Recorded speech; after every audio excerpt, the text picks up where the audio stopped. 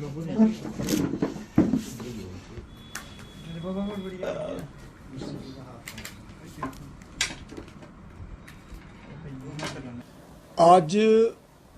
हम आपके माध्यम से सरकार के नोटिस में कुछ अहम मुद्दे लाना चाहते हैं जो हमारे बहुत पुरानी परंपरा जो चलती आ रही है, जैसे हिंदू, मुस्लिम, सिख, ईसाई का जो भाईचारा है उस पर कुछ लोग ठेस पहुंचाने की कोशिश कर रहे हैं। और ख़ासकर जम्मू कश्मीर में तो ये एक बहुत पुरानी रवायत है कि भाईचारा हमारा हिंदू, मुस्लिम, सिख, ईसाई जो हैं वो एक भाइयों की तरह रहते हैं। कोई मज़हब, कोई जात, बरादरी कोई नहीं देखता।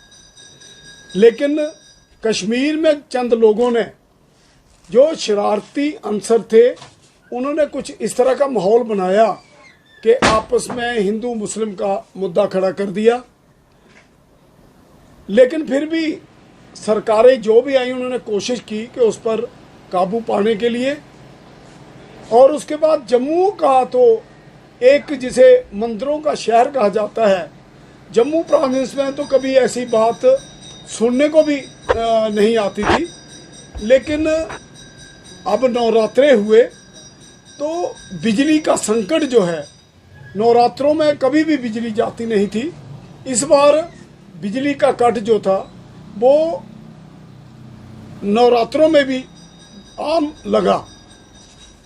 उसका कारण था कि ये जो बिजली कट है, ये जो पत्थर का कोयला है उसकी सप्लाई कम होने की वजह से प्रोडक्शन कम हुई, तो पीछे से जब ऊपर से ये कट आता है तो उसकी वजह से यहाँ से हर जगह कट हो जाता था। लेकिन अब माह रमज़ान जो मुस्लिम भाइयों के लिए, हम तो सबके लिए कहते हैं लेकिन मुस्लिम भाइयों के लिए बहुत ही एक माननीय और मुकद्दस महीना माना जाता है।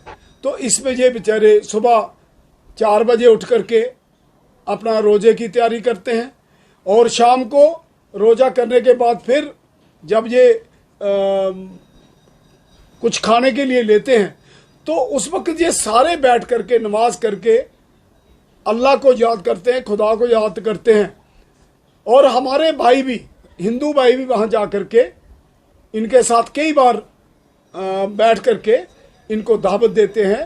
तो आजकल कुछ गलत फहमियाँ, कुछ मुलाजम ऐसे जो बिजली के जो हमारे फीडर हैं वहाँ पर कुछ मुलाजिम ऐसे बैठे हैं जो जाति आधार पर इस तरह की गलत हरकतें कर रहे हैं और हिंदू मुस्लिम जो आपस का भाईचारा उसको बिगाड़ने का प्रयास करते हैं, जो हमारे भारतवर्ष में बिल्कुल भी नहीं इसको बर्दाश्त किया जाएगा। जैसे कश्मीर में गवर्नमेंट सख्ती से काम कर रही है, इस तरह जम्मू में भी ऐसा ही काम होना चाहिए। क्योंकि ये जो गंदे कट्टरपंथी लोग हैं इन पे सरकार को अंकुश कसना चाहिए।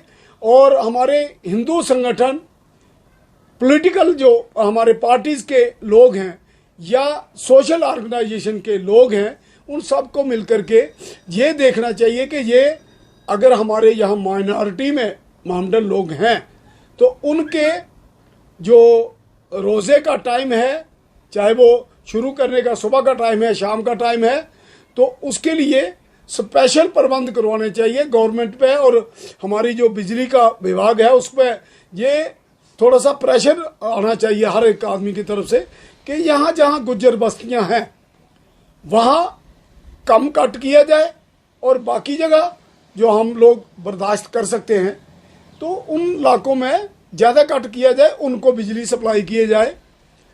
इससे उनके मन में भी ये आता है कि हमारे भाई जो हैं वो हमारे साथ हैं, जैसे वो हिंदू त्योहारों में वो हमारे साथ होते हैं, हमें भी उनमें। और ये कठुआ और बाकी इलाकों में जम्मू प्रोविंस में ये बड़ी आम बात है कि हम एक दूसरे के दुख सुख में इकट्ठे होते हैं। एक तो हमारा मुद्दा ये था कि बिजली विभाग वाले जो हैं, हमारी कुछ अफसरों से बात हुई, मुझे हरिया चक से, हीरानगर से, माई चक से, चानगरा, ये जो बडाला है, फिर सैंपर सबला से, जराई से। तो गुज्जर बरादरी के लोगों का एक मैसेज आया, बार बार वो तंग करते थे कि हमारा कट जो है बिजली का ये गलत टाइम पर है, हम ना तो रोज़ा शाम को अच्छी तरह कर सकते हैं ना सुबह। तो मैंने बिजली के अफसरान जो हाई कमांड जो इनकी बैठी है, मैंने उनसे बात की तो उन्होंने बड़ा अच्छा तौबन किया हमें। उन्होंने कहा हम कोशिश करेंगे कि इस दौरान जब भी ये सुबह का वक्त होता है या शाम का वक्त, हम कभी भी कोई ऐसा नहीं होने देंगे, कोई मौका नहीं देंगे। लेकिन चलो, ये गलत फहमियाँ कुछ लोग जाति मजहबी तौर पर करते हैं, उन लोगों पर सरकार को भी नज़र रखनी चाहिए और हमारे हिंदू भाइयों को भी इस तरह का कोई जो गलत प्रचार करता है उसको रोकने का प्रयास करना चाहिए। दूसरा मुद्दा हमारा जो है वो है कि डेली वेजर्स, आप देखें पूरे जम्मू कश्मीर में इस वक्त डेली वेजर्स का बहुत बड़ा मुद्दा बना हुआ है। सरकार ने ऑर्डर किए हुए हैं, चाहे वो पहली सरकारें थी या ये सरकारें हैं, तो ऑर्डर है कि 7 साल के बाद उनको उनकी सर्विसेज को रेगुलाइज किया, तो वो करने चाहिए। कल शाम को मैंने एक चीज़ देखी कि पूरे कंट्रैक्टर एसोसिएशन के लोग, चाहे वो कश्मीर में थे, जम्मू में थे, उन सब लोगों ने ये जो हड़ताल पे जा रहे हैं क्योंकि उनके पेमेंट नहीं हो रही, ब्लॉक्स की 2016 के बाद की पेमेंट उनको लोगों को नहीं मिली है, चाहे वो पंच हैं, सरपंच हैं, सब परेशान हैं। ये समझ नहीं आती कि सेंट्रल गवर्नमेंट जो टीवी चैनलों पर, प्रिंटिंग मीडिया पे बड़े बड़े विज्ञापन दे रही है कि इतना हमने उनको दे दिया, पैकेज दे दिया। अगर इतने पैकेज आ रहे हैं तो फिर ये यहाँ की सरकार जो है वो पैसे कहाँ जा रहे हैं, वो पैसे लोगों को क्यों नहीं मिल रहे? और अगर उसके लिए कोई जिम्मेवार है तो लेफ्टिनेंट गवर्नर साहब को इस पे नज़र रखनी चाहिए। ऐसे लोगों को जो पैसे का दुरुपयोग कर रहे हैं और लोगों की समस्याओं को बढ़ा रहे हैं, उनका ध्यान रखना चाहिए। इसलिए भी हमारा बहुत, और सबसे अहम मुद्दा जो हमारे सफाई कर्मचारी हैं, उन भाइयों को कोई भी आदमी पूछने वाला नहीं। वो बेचारे सुबह से शाम तक हमें साफ सुथरा माहौल देते हैं, शहर बाजार में घूमने के लिए बहुत अच्छा माहौल देते हैं, लेकिन उनकी सर्विसेज के लिए वो भी अल्टीमेटम दिए जा रहे हैं, लेकिन उनकी सर्विसेज को कोई रेगुलाइज कर रहे हैं। और अब तो आम आदमी ज्वाइन करो, आम आदमी पार्टी ज्वाइन करो, झाड़ू का निशान तो उनका ले लिया, लेकिन दिल्ली में भी आज तक उनकी सर्विस जो है उनका ध्यान नहीं किया गया।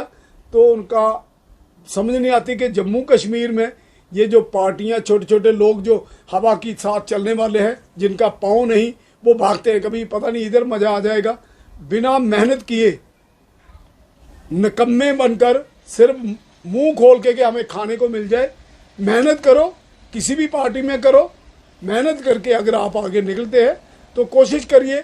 लेकिन लोगों से मेरी अपील है कि ऐसे निकम्मे लोगों से बच के रहिए। ऐसे लोगों को हवा दोगे तो आपके शहरों की, आपके इलाके की कोई भी तरक्की नहीं हो सकती, क्योंकि ये तो खुदगर्ज लोग हैं जो जहाँ से लगा के मुफ्त में मिल जाएगी वहाँ भागेंगे। फ्री में खाने की इनको आदत है। मेहनत करने वाले लोगों का ध्यान रखें। अगर आप अपने शहर को, अपने इलाके को, इस भाईचारे को निभाते हुए, बीजेपी के बेंगलोर में एक आदमी ने मुस्लिम भाइयों को इफ्तार पार्टी दी, यहाँ भी देंगे, बड़े लोग तैयारी कर रहे हैं। सो हमें इस भाईचारे को बना के रखना है। और जो भी हमारे मुलाजमों की, चाहे वो डेली वेजर्स हैं, सफाई कर्मचारी हैं, कंट्रैक्टर्स हैं, इनके जितने भी मसले हैं उनको सरकार को फौरी तौर पर देखना चाहिए। जय भीम, जय भारत। आम आदमी पार्टी जो जम्मू कश्मीर में पैर फैला रही है, क्या बहुजन समाज पार्टी इसको भारी नुकसान उठाना पड़ेगा? मैं तो कहता हूं कि बहुजन समाज पार्टी कठुआ को छोड़ के बाकी जगहों पे अब तैयारी में है, और बीएसपी का कैडराइज्ड वोट है, जैसे बीजेपी का है। बीजेपी से भी बढ़कर बीएसपी का कैडराइज्ड वोट है। बीएसपी का वोट कहीं नहीं जाएगा। आम आदमी क्या, जो जितनी मर्जी पार्टियां जाए, बीएसपी के वोट को कोई हाथ नहीं लगा सकता। हाँ, अगर नुकसान होगा तो कांग्रेस को होगा, अगर नुकसान होगा बीजेपी को होगा। जिन्होंने आगे पीछे से वोट इकट्ठे करके, जो हवाई वोट हैं, जिनका कोई आधार नहीं होता, जो बिल्कुल हवा में घूमने वाले होते हैं, वो इधर भी भाग जाते हैं, उनका कोई पता नहीं होता। आम आदमी क्या पैर फंसारेगी? आप खुद देखें जो उसमें ज्वाइन कर रहे हैं, उन्होंने सारी उम्र हो गया कभी किसी पार्टी में कभी किसी पार्टी में, 100 200 400 वोट से ज्यादा तो कभी लिए नहीं। आम आदमी पार्टी आने से क्या केजरीवाल वहां से गठनियां बना के वोट भेजेगा? वोट तो लोगों ने देने हैं ना। जम्मू कश्मीर के लोग बेवकूफ नहीं है, वो बुद्धिजीवी हैं जो कश्मीर जैसे मसले को कंट्रोल किए हुए हैं। वो ऐसे आम आदमी पार्टी के जो 2-2 पैसे में बिकने वाले लोग हैं उनको वोट दे देंगे? कभी नहीं देंगे। और बीएसपी का तो खतरा ही कोई नहीं, आप भूल जाइए कि बीएसपी को कोई नुकसान दे पाएगा। बीएसपी आगे से बढ़ चढ़कर इलेक्शन में हिस्सा लेगी और कामयाबी के साथ गवर्नमेंट में हिस्सेदारी डालेगी। मल्होत्रा साहब, क्या लगता है आपको जो प्रोग्राम चल रहा है, जहां तैयारी चल रही है, हम 15 सीटों पे मजबूती के साथ लड़ेंगे और जीतेंगे भी।